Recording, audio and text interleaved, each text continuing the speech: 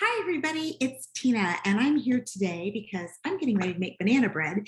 And I wanted to showcase a couple of our great products to make my job so much easier. If you haven't seen Tupperware lately, oh my gosh, you're going to really be amazed at some of the things that we have. So, the first thing that I'm going to be doing is I'm going to be using a product that's called the WhipnMix. It's a large measuring cup, which I really like that a lot because who can't use something like this, right? And it also comes with this little guy right here and a handle that snaps up and on. Now, this whole thing comes apart really, really easily. There is a section right over here that has the lock and the unlock. And all you do is twist it to the unlock and it comes apart and all of it goes in the dishwasher. So that's one of my favorite parts.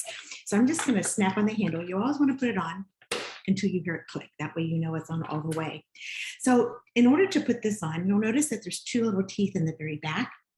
And those two little teeth are going to fit into the little holes that we have right here in the handle. And that way, this is going to be on nice and stable. And then you're ready to mix. So I'm going to turn my screen down, cut my head off, but that's okay because you want to actually see the Tupperware products, right? There we go. And all you do is hold this and you give it a turn. Now, I have inside of here a couple of very ripe bananas because that's what you need for banana bread. So I'm just going to give it a couple of mixes. And then we're going to add the rest of our ingredients. So take a look at what that did. This is like an electric mixer without having to have any electricity. So that saves money right there, right? So next thing I'm going to do is I'm going to put my liquid ingredients in. So we've got some melted butter. These are our microwave measuring pitchers. It's a 1 cup and a 2 cup. So you can use them for any liquid measuring. But what I love is that the cover goes on top so that when you're melting something like butter, it doesn't splatter all over the place. All right, so there goes my butter. And then we're going to add 1 egg. Whoops, there we go. All right, so I'm just going to put this little guy back on. We'll put our little teeth into the grooves right there and just give it a couple of whips that you see right here. Now, you'll notice that there's 2 speeds, 1 and 2. So sounds like I'm at the optometrist. This is really great when you've got something that's really, really thick, and then this is if you're really whipping. I use this for making my own homemade whipped cream all the time. So now we've got our liquid ingredients inside. And next, what we're going to do is we're going to add our dry ingredients. So first up, we've got some sugar. Now, this is 3/4 of a cup of sugar. You can actually use less if you want to. I've got a little bit of baking soda.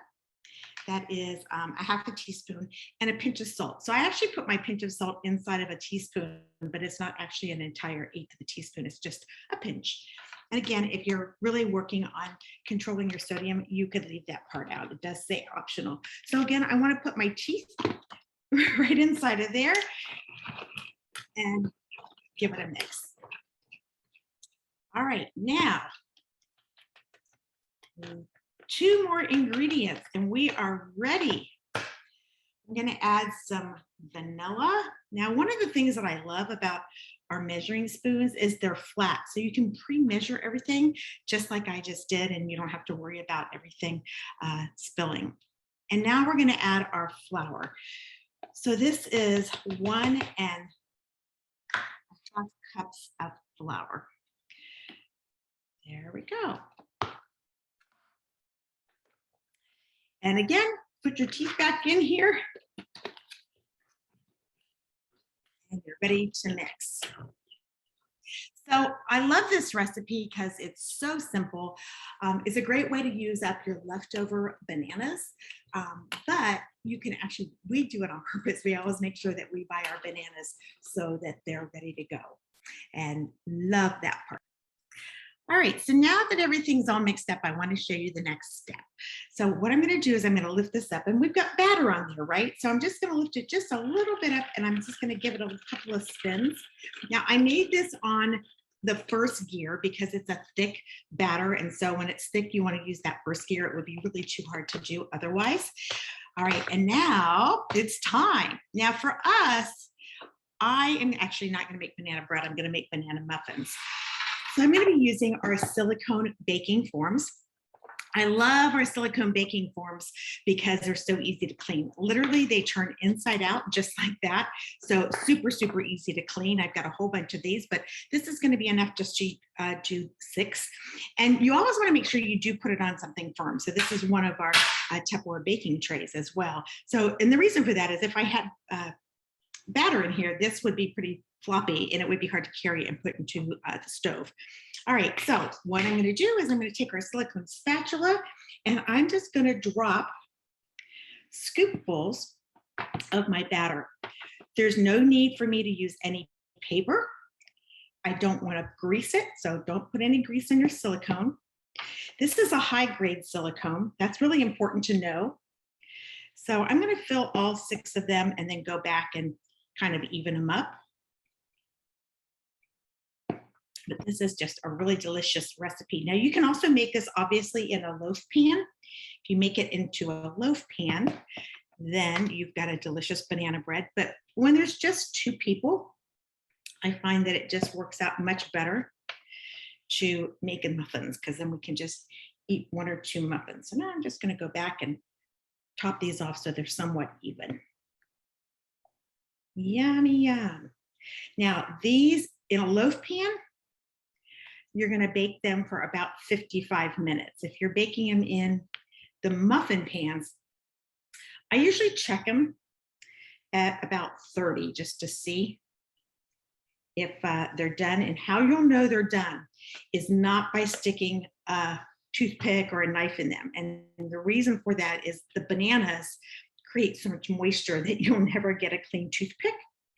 And so I actually just can tell by the fact that it's pulled away from the side of the pan. So when it's pulled away from the side, all right, so this silicone spatula is so amazing. It will get every last drop of batter. There will be no wasted. We call them beater cheaters. And these are gonna puff up really nice and big. All right, almost done.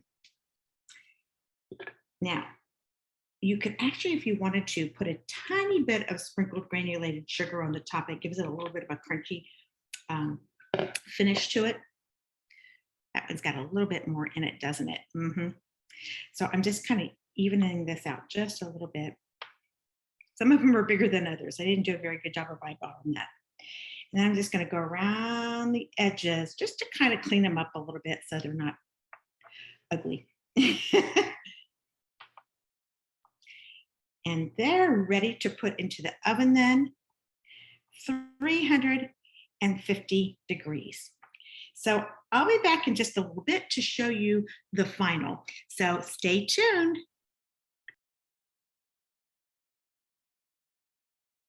Hey everybody, I'm back with our delicious banana muffins.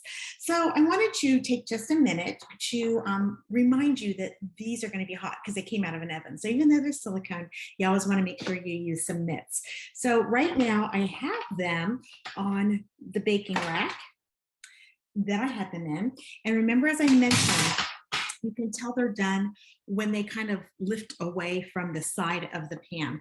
So I initially put them in for 30 minutes. I put them back in for 35. Typically I do this in a loaf pan, but I wanted to make the muffins this time. So what I'm gonna do is I'm gonna grab these little guys over here and stick them on my cooling rack here. And I just wanted to show you, it's kind of hard to do this next step with those big old clunky mitts on. But as you can see, you see how these just kind of pop right out? Look at that. And look how clean that is. I mean, I've got some residue on here, but some hot soapy water is all I'm gonna need. And then we're ready to enjoy. So these can be put into, ooh, those are hot. Gotta be careful when you grab them, do it fast. But these can be put into a Tupperware container to keep them nice and fresh. These will probably last us 3 mornings, 1 per morning. There we go. But I wanted to just have you see how incredibly easy that it is to remove these. And then all I've got to do is turn these inside out and I just wash them in warm soapy water. I don't put them in the dishwasher. It only takes a minute. I just flew a crumb. There it went. But these will come out nice and clean. So again, you don't need to use any paper inserts. So that's going to save the environment. And you also don't need to use any grease or spray when you're using these. This literally, see how that just kind of peels right off? Isn't that amazing? Love them. This is a high grade silicone, food safe. You are going to love them. So enjoy, everybody. Bye-bye.